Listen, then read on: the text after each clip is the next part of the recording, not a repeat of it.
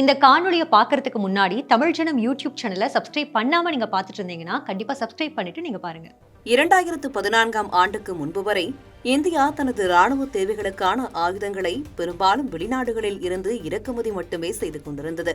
இந்நிலையில் கடந்த 10 ஆண்டுகளாக மேக் இன் இந்தியா திட்டம் மூலம் சொந்தமாக ஆயுத உற்பத்தி மற்றும் ஏற்றுமதியில் கவனம் செலுத்த தொடங்கி அதில் வெற்றியும் பெற்றுள்ளது இந்தியா.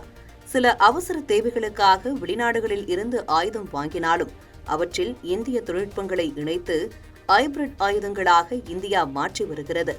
அந்த வகையில் தற்போது புதிய தகவல் வெளியாகியுள்ளது.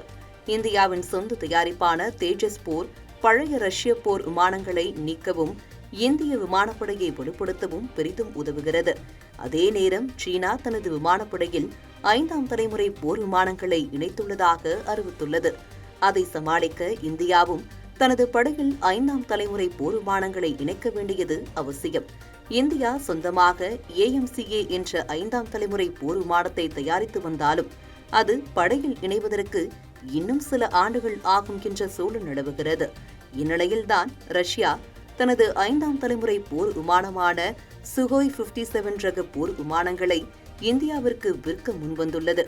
அது மட்டுமல்ல, விமானத்தை தயாரிக்க பயன்படுத்தப்பட்ட மென்பொருளின் முழு சோர்ஸ் கோட் மற்றும் விமானத்தின் 60% உதிரி பாகங்களை இந்தியாவிலேயே தயாரித்துக் கொள்ளவும் ஒப்புக்கொள்வதாக அறிவித்துள்ளது. இதனால் சுகோய் 57 விமானங்களை இந்தியாவிலேயே தயாரிக்க முடியும் என்பதோடு அதில் இந்திய தயாரிப்பு ஆயுதங்களான அஸ்திரா, பிரம்மோஸ் போன்றவற்றையும் எளிதில் இணைத்து பயன்படுத்த முடியும். அது மட்டுமல்ல, சுகோய் 57 தயாரிப்பில் கிடைக்கும் அனுபவத்தை கொண்டு AMCA போர் விமானங்களை விரைவில் தயாரித்து இந்தியாவால் பயன்பாட்டிற்கு கொண்டு வர முடியும். ஆனால் ஒரு சிக்கல், 5ஆம் தலைமுறை போர் விமானங்களை பொறுத்தவரை அவற்றின் இன்ஜின் சற்று வித்தியாசமானது. தற்போதைய சூழ்நிலையில் ரஷ்ய தயாரிப்பு இன்ஜின்களை விட மேற்கத்திய நாடுகளின் இன்ஜின்கள் வலிமையானவையாக கருதப்படுகின்றன. எனவே ரஷ்யாவின் இந்த அறிவிப்பை ஏற்றுக்கொள்வதா வேண்டாமா என்பது குறித்து இந்தியா தீவிர ஆலோசனையில் ஈடுபட்டு வருகிறது. இந்தியா எந்த முடிவு எடுத்தாலும் அது நமக்கு நல்லதாகவே அமையும்.